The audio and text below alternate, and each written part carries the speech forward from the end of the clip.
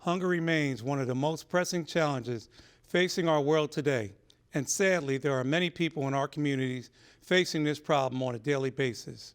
But amidst the struggle, there are beacons of hope. On this episode of Operation Outreach, we will shine a light on one outstanding organization that is making a real difference in the fight against hunger right here in Central Florida. Stay with us as we learn more about the work they are doing among our military veterans and how they are transforming lives one meal at a time.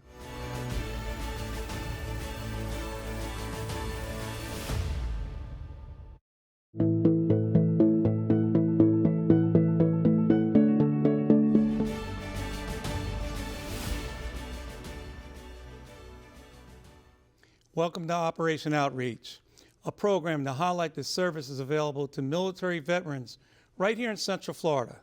I'm Fred Robinson, Chair of the Orange County Mayor's Veterans Advisory Council. Second Harvest Food Bank of Central Florida has a rich history of doing good. It is making a powerful impact in the fight against hunger, providing food and other essential social services for those most in need, including veterans needing assistance.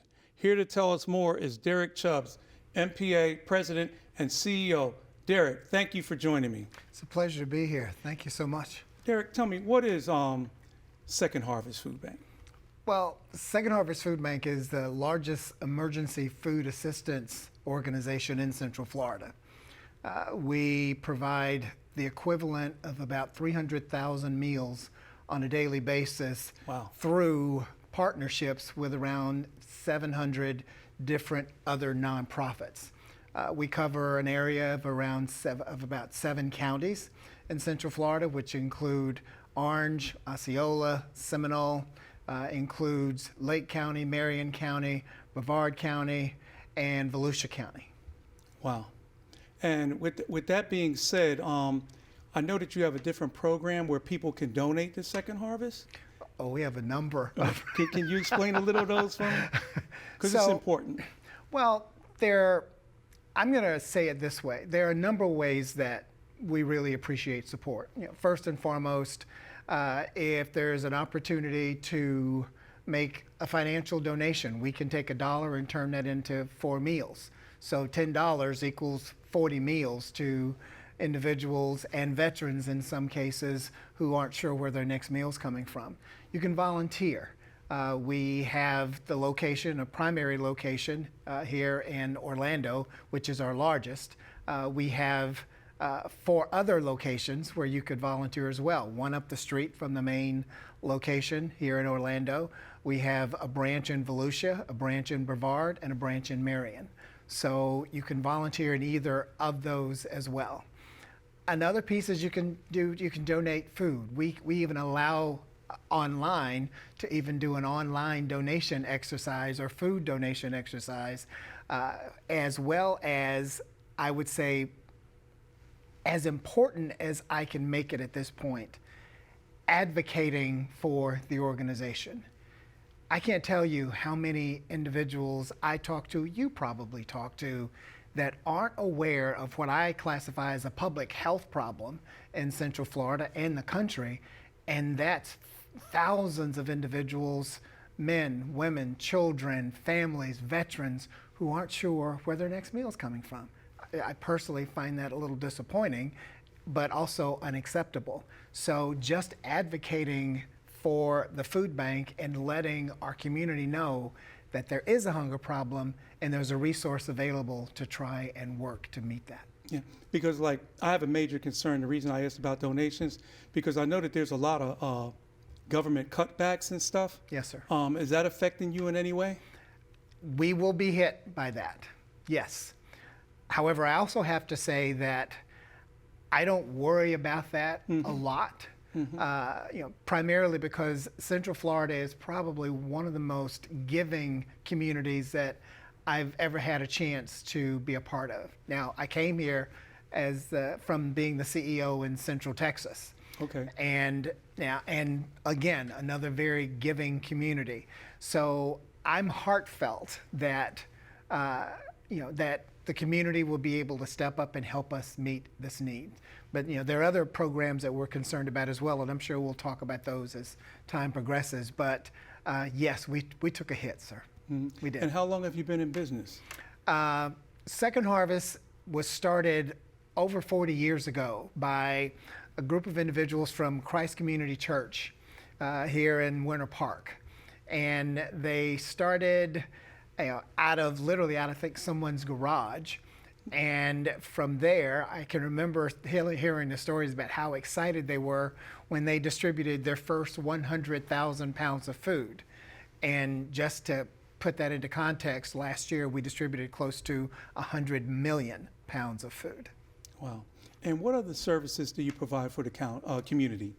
Well, there are a number of services that we also provide. We have a workforce development group that is primarily a culinary program, 16 weeks, where we bring individuals in who've had some barriers to employment. We take them through a 16-week training program. We have some great partners in that, like Disney, Universal, Publix, the Rosen Hotel chain, and we are graduating. We graduated our 500th student around the June timeframe, so we're really excited about that. We have individuals who do go into communities and teach nutrition. We have a group that also helps individuals get signed up for SNAP, which is a piece I'd like to touch on as well as we get further into the discussion. So we have a number of different types of programs, but one of the ones that's most recent is we're really trying to focus on the relationship between food and health. Absolutely.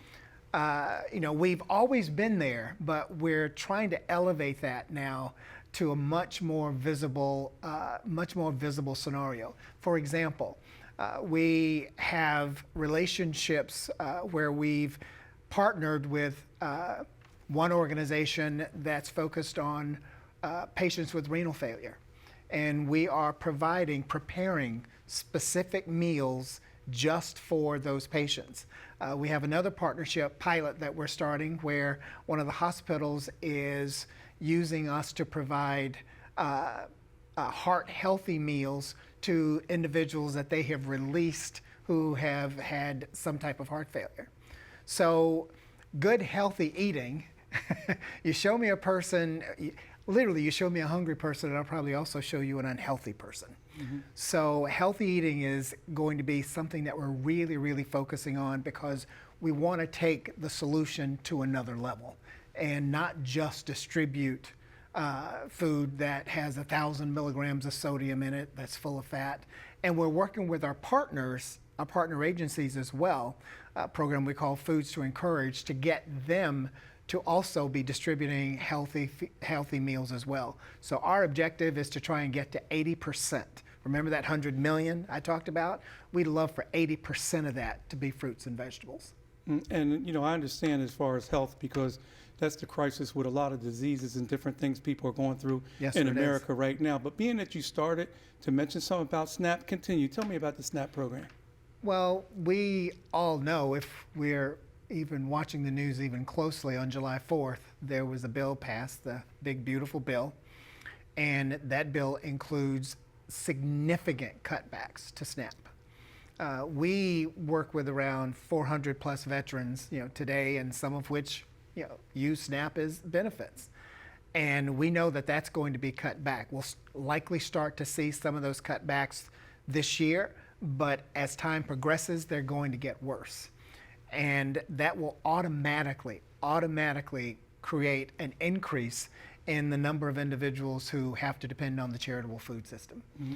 So, that we are concerned about. Sure. Yeah. And where did your funding come from? Well, we are fortunate enough to have a diverse funding source. Around a little over 50% of our revenue or our funding actually comes from the generosity of Central Floridians as donations. Then the others are grants. We get a small amount of money from public funding, not a lot, which is very reassuring because with cutbacks like this, we would be hit severely. So and then we have a couple of programs, a couple of social entrepreneurship programs. One of them is a catering business, Plate Above Catering. And oh, by the way, the revenue for the catering business is designed to fund the culinary school that I talked about. And what are ways that people can get involved and volunteer? Our website, which we have a brand new website that was just launched this week, feedhopenow.org. If you simply go to our website, there are ways that you can volunteer.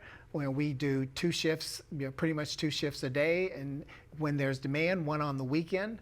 You can sign up there as an individual. You can sign up as a company, because quite a few organizations use us as a retreat type thing with their departments. So they'll come and they'll volunteer and they'll eat while they're there, because we can provide them with food. We can handle about 100 a day coming through. So we would love to have more and more volunteers. The number of volunteers that we have coming on an annualized basis, that saves us around $5 million. That's a lot of food important. I can buy. Yeah. Well, Mr. Chubbs, thank you so much for what Second Harvest is doing and what you're doing. I appreciate everything that you're doing for veterans, and continue the good work, and we'll continue to support you and put the word out and try to get more volunteers to you, sir. Just remember, we are here for you. Thank you. Thank you. It is incredible what Second Harvest Food Bank has been able to accomplish since its inception over 40 years ago, and the work it continues to do here in Central Florida. It is good to know that there are organizations of this nature that are committed to serving our veterans and other community members. If you'd like to know more information on anything we discussed in today's episode, go to www.ocfl.net/veterans. That's where you'll be able to find the links to the contact information you need. I will hope you join us again for Operation Outreach, as we will continue to highlight the many programs and services available to military veterans right here in Central Florida. Until then, I'm Fred Robinson. Take care, and thanks for watching.